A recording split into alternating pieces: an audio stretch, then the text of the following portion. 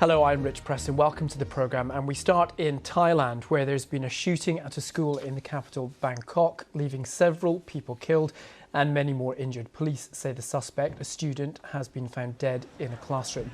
This happened in the Nonthaburi district, about 15 kilometres northwest of the city centre. We can go straight to there now and speak to our Southeast Asia correspondent, Jonathan Head. Jonathan, what can you tell us?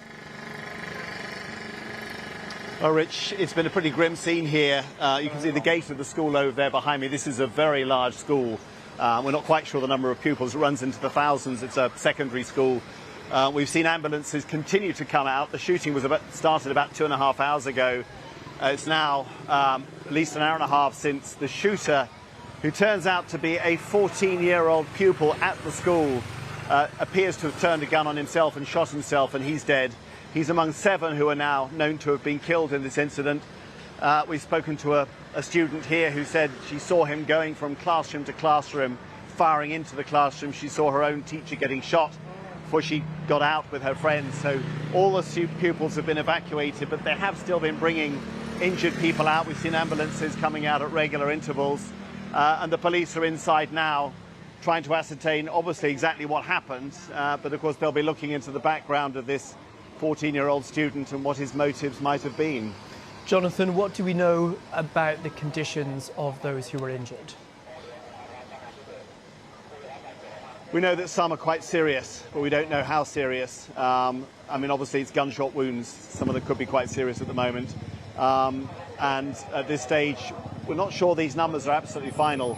The death toll certainly has gone up quite a lot from initial reports. And there's a lot of ambulances here. You know, people are getting treatment very, very quickly.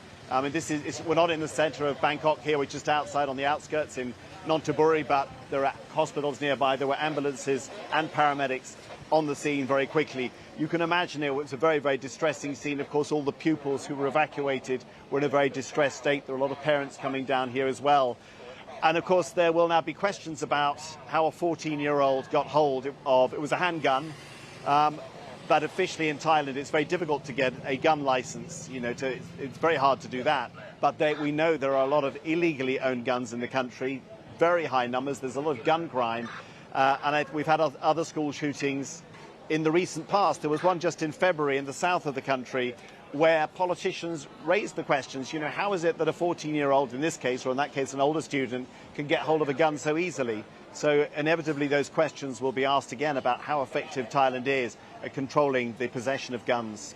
Jonathan, have we heard much from officials in the country?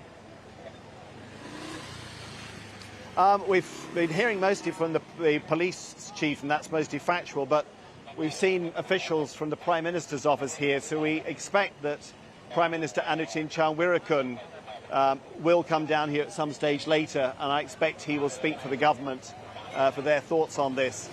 But I suspect a lot of Thais will be a little bit sceptical because, you know, there have been promises in the past to control gun ownership. Some of your viewers may remember a terrible incident 4 years ago when there was a shooting by a former police officer at a nursery which killed dozens of children, and there were pledges then to tighten up gun control. I think we've seen very few signs that anything has really happened. There's not been significant changes in rules or enforcement. Jonathan, Bangkok is a popular destination for tourists, travellers, holidaymakers. Tell us about this particular area this shooting happened in.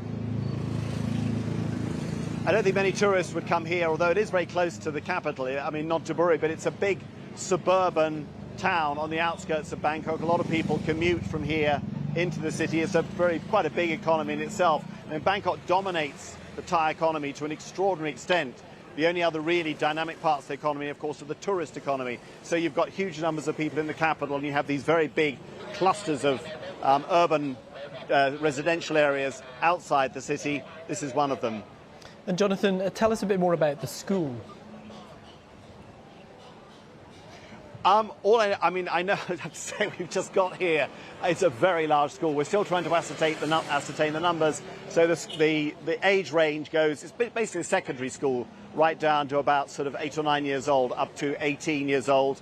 And we think there might be as many as 3,000 students here.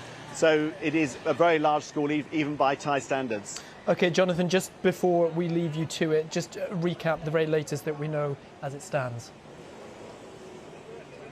So, Rich, at the moment, as far as we know, 7 people are known to have been killed at the shooting in this school, 15 injured. Those are being treated in hospital. The police are inside there now. You can probably see the flashing lights behind me. There are a lot of ambulances here. This is still an active scene. It's just 2.5 hours now since the shooting started, so there may well still be injured people inside the school waiting to be brought out. OK, Jonathan Head for us at the scene of that